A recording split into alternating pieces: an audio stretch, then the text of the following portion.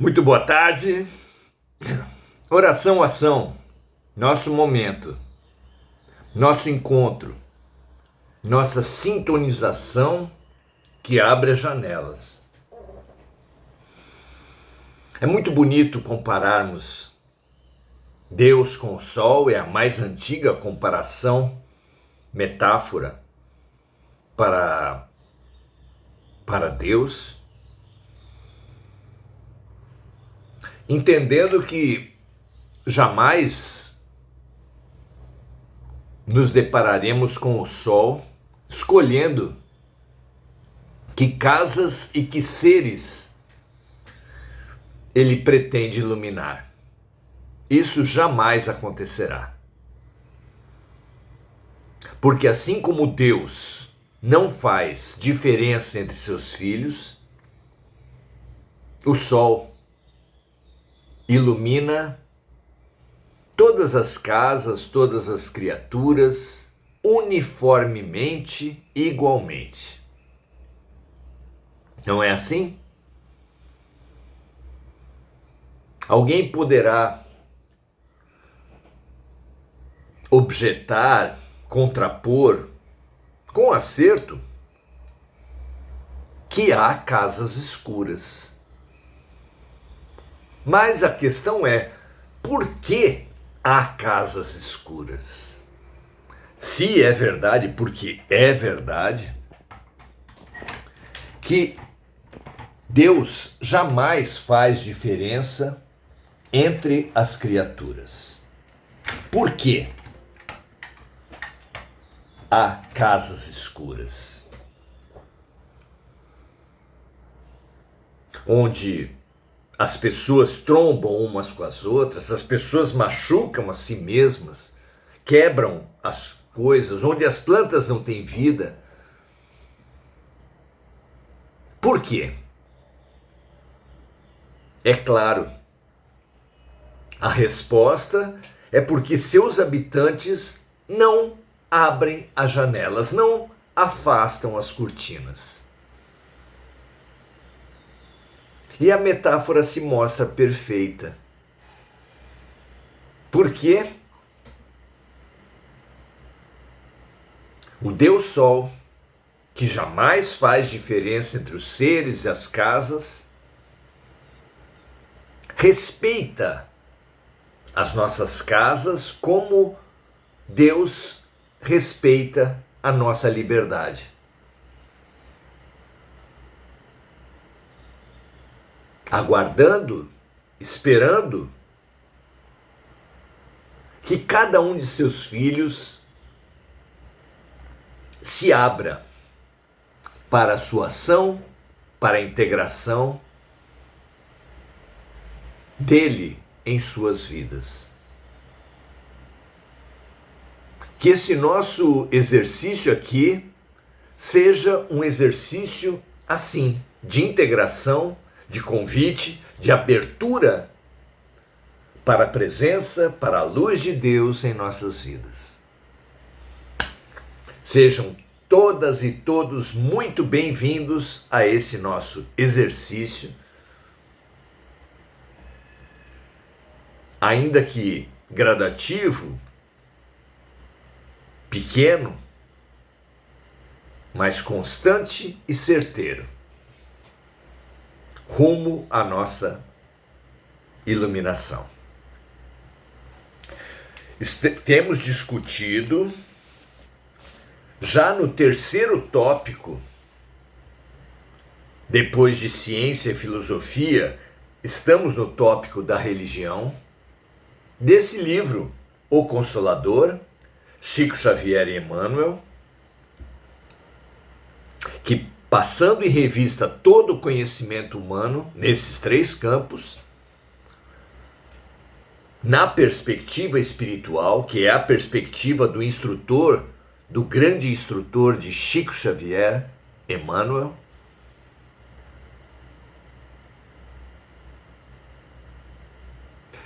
no qual nos traz hoje a reflexão sobre os profetas. Como interpretar os profetas? Por que eles só estiveram naqueles tempos, naqueles séculos que nos são relatados pelo Antigo Testamento? Onde estão os profetas agora? Essa é a pergunta que é levada a Emmanuel. Na seguinte forma, questão 280. Os profetas do Cristo têm voltado à esfera material para trazer aos homens novas expressões de luz para o futuro da humanidade? O que vocês acham? É uma questão interessante, não é? Diante de tantos prodígios, de tantas figuras honradas, com diversos dons espirituais, onde estão os profetas de Jesus hoje? Emmanuel diz assim: em tempo algum, as coletividades humanas deixaram de receber a sublime cooperação dos enviados do Senhor na solução dos grandes problemas do porvir. Em outras palavras, diríamos que na escola de Deus jamais houve, jamais há, jamais haverá uma única classe, uma única turma, um único grupo de alunos que não esteja sob a supervisão, sob a tutela de um professor, de um educador. Jamais.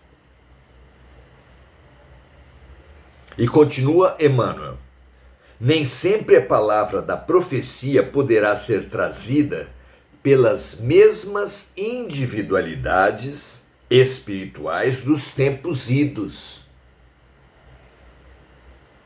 Contudo, os profetas de Jesus, isto é, as poderosas organizações espirituais dos planos superiores, têm estado convosco incessantemente, impulsando-vos à evolução em todos os sentidos, multiplicando as vossas possibilidades de êxito nas experiências difíceis e dolorosas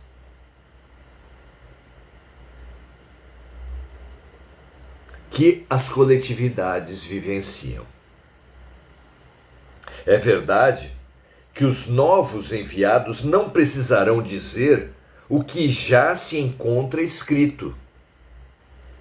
Ora, novos educadores não precisam repetir a lição dos antigos, exceto se os alunos não tiverem captado, absorvido nada da mensagem dos antigos educadores.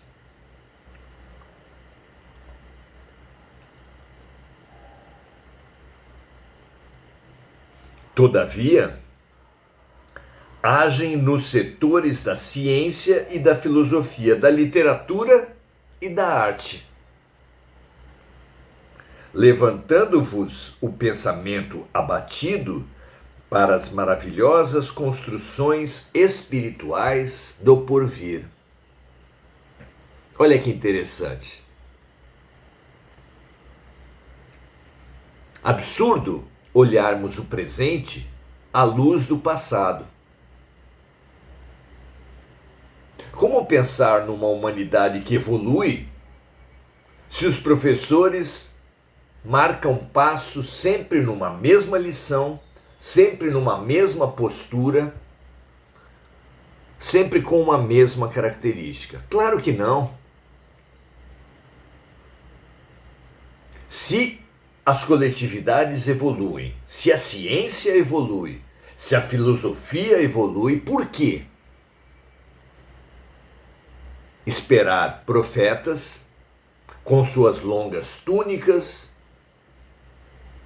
com suas características do judaísmo. E quem disse que Sócrates e Platão não eram profetas? Quem disse que Leonardo da Vinci não era profeta?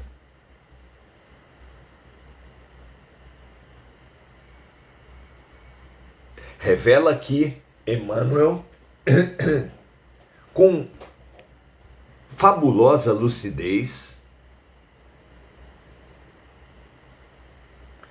que os novos enviados não precisarão dizer o que já se encontra escrito em matéria de revelações religiosas.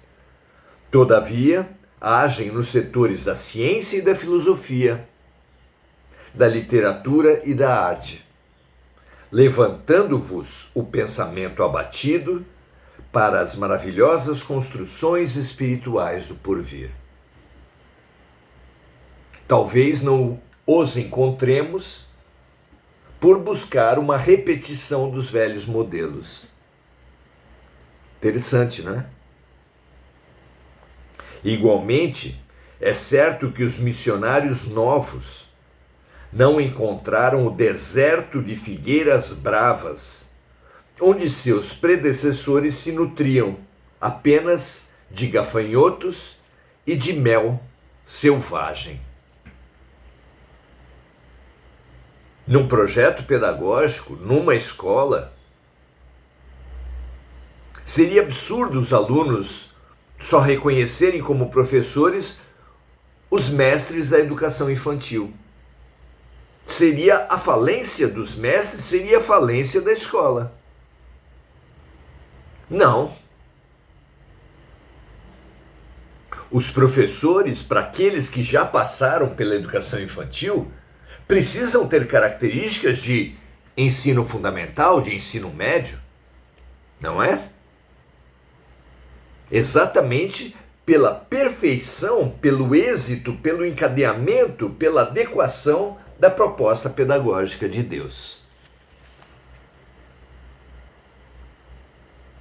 Mas, diz Emmanuel, ainda são obrigados a viver no deserto das cidades tumultuosas,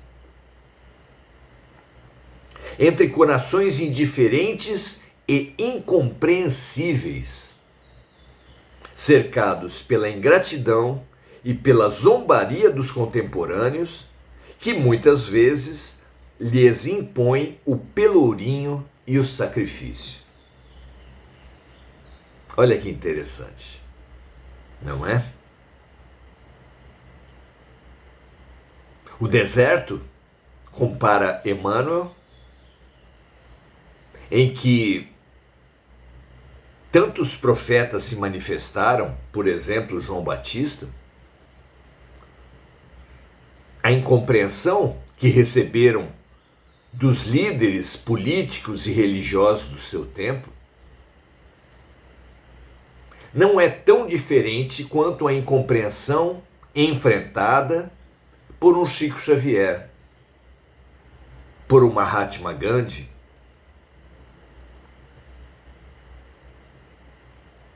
não é? Pensem bem.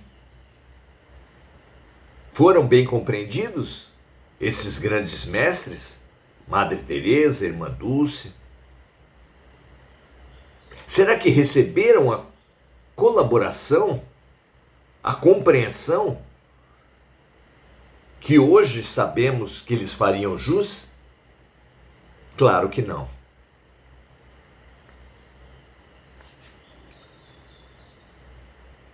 O amor de Jesus, todavia, é a seiva divina que lhes alimenta a fibra de trabalho e realização. E sob as suas bênçãos generosas, as grandes almas solidárias atravessam o mundo, distribuindo a luz do Senhor pelas estradas sombrias.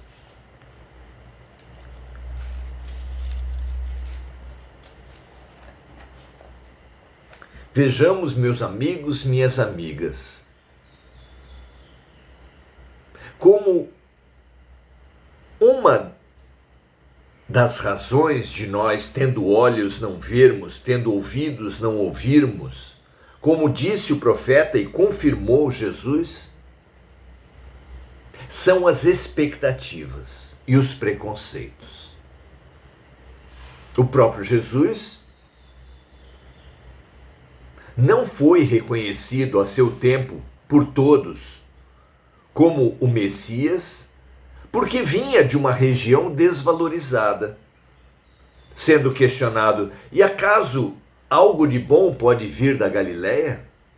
Pode vir de Nazaré? Não foi acreditado porque entrou em Jerusalém com um burrico, cercando-se de excluídos, de pobres, pescadores, coletores de impostos, prostitutas. Poderia o mestre, poderia o grande Messias se apresentar dessa forma? E pelo preconceito da apresentação, pela nutrição de expectativas que confirmassem o projeto humano de vitória pelo poder, para o poder, pelo dinheiro, pelos postos, pelas arrogâncias, do tipo: só aceito um professor que confirme as minhas ignorâncias, só aceito um médico que não trate as minhas doenças? Ora, muito pelo contrário. Todos os profetas, para serem profetas, todos os educadores, para serem educadores, o maior de todos, Jesus, precisaria ser incompreendido. A própria lei da física fala: a toda ação corresponde uma reação de igual intensidade e sentido contrário. É pela reação que muitas vezes os observadores descobrem as grandes forças agindo no universo. Foi assim com os buracos negros, que não eram enxergados pelos instrumentos dos astrônomos, mas cuja ação foi percebida pelos efeitos, pela reação. Observou-se que a luz do Sol, ao passar por certas regiões do espaço, era desviada. E como todo efeito tem que ter uma causa, assim descobriu-se a existência dos buracos negros.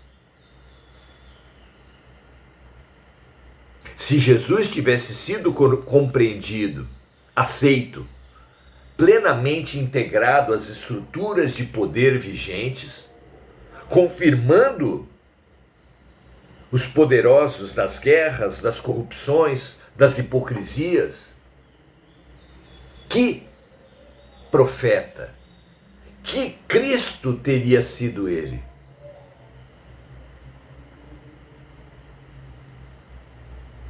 Por que foi tão incompreendido? Ora, por trazer novidades, por questionar modos de vida, por questionar sistemas de poder,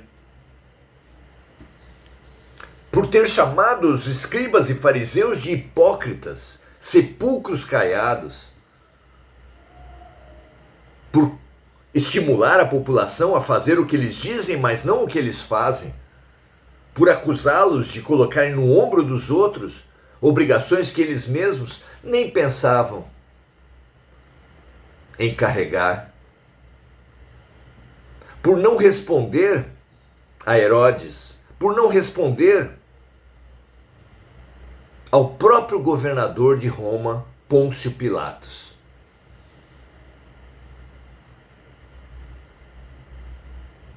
por não confirmar os projetos mesquinhos, violentos e arrogantes de poder dos homens.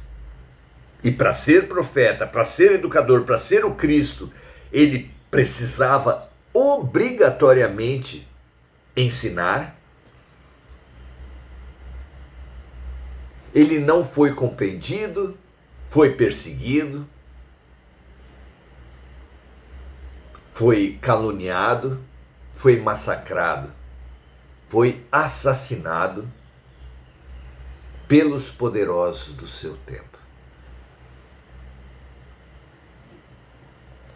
Vejam, amigos e amigas, que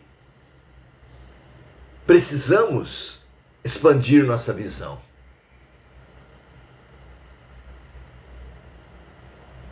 Assim como Mahatma Gandhi, depois de ter feito toda essa maravilhosa campanha de independência da Índia, através da qual ensinou não apenas os indianos, mas toda a humanidade a sagrada lição da paz, foi perguntado para o profeta da Índia que cargo ele queria. Se ele queria ser presidente, primeiro-ministro, ministro, o que ele quisesse estaria à disposição. E ele falou: nenhum. Chico Xavier, que inaugurou milhares de centros espíritas, que vendeu vários e vários milhões, dezenas de milhões de livros, simplesmente abriu mão de qualquer direito autoral, simplesmente abriu mão de qualquer cargo nos centros fundados, nas federações estaduais, na Federação Brasileira. Será que é coincidência isso? Que Francisco de Assis nunca cogitou em ser bispo e ainda menos papa?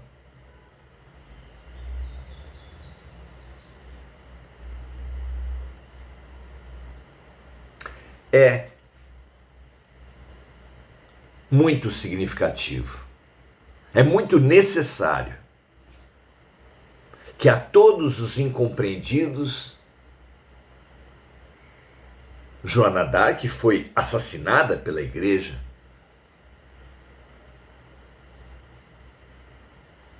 que a todos esses grandes educadores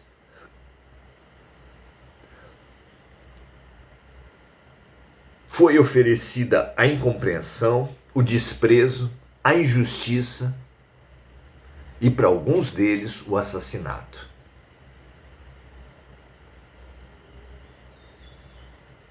E não apenas isso não diminui o seu papel de educadores, de profetas, mas é exatamente isso que confirma a sua grande estatura espiritual, o acréscimo que trouxe às suas missões. Aprendamos a olhar com outra lógica e buscar ações proféticas, por exemplo, na música Imagine.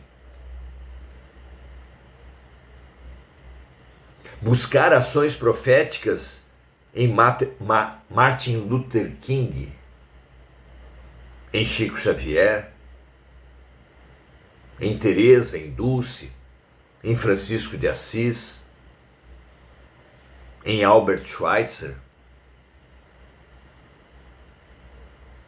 Não faltam maravilhosos luminares,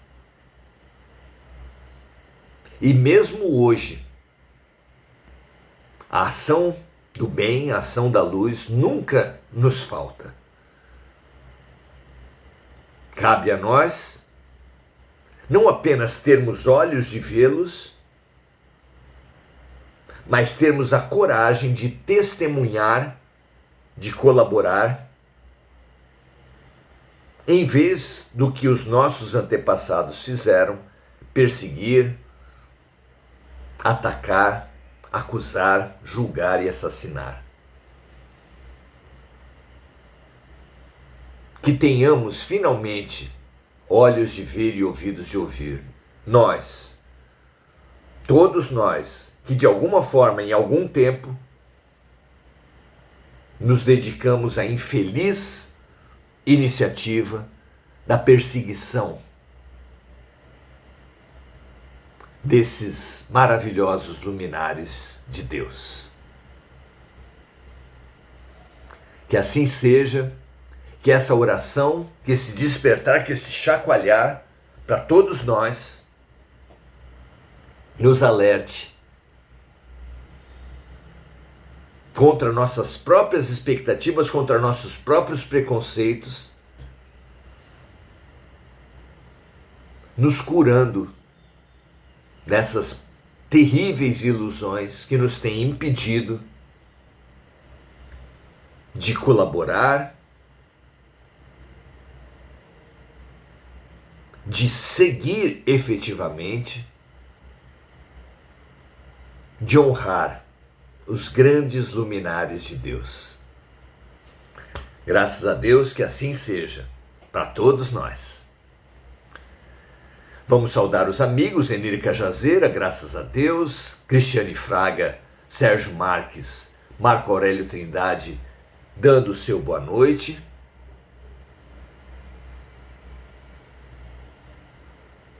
Falando que dias nublados também tem sol, é uma figura muito interessante.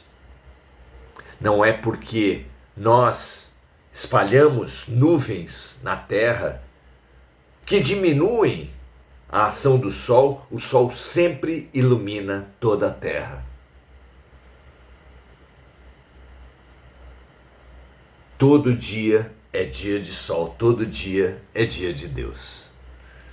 Enir Cajazeira pedindo vibrações pela nossa amiga Mônica Silva, que ela receba nossas melhores energias.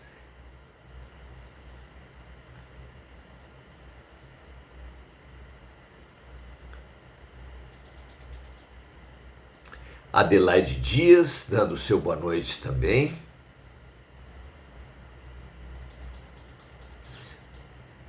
Que todos os amigos que assistiram aqui ao vivo e que assistirão depois a gravação aqui no Face ou no nosso canal do YouTube, que nós convidamos a todos a conhecer, se filiar, recebam esse impulso dado aqui, esse estímulo, essa beleza que nos foi transmitida, administrada como um remédio fabuloso, como uma lição reveladora. Um grande abraço a todos, paz e luz, e até amanhã.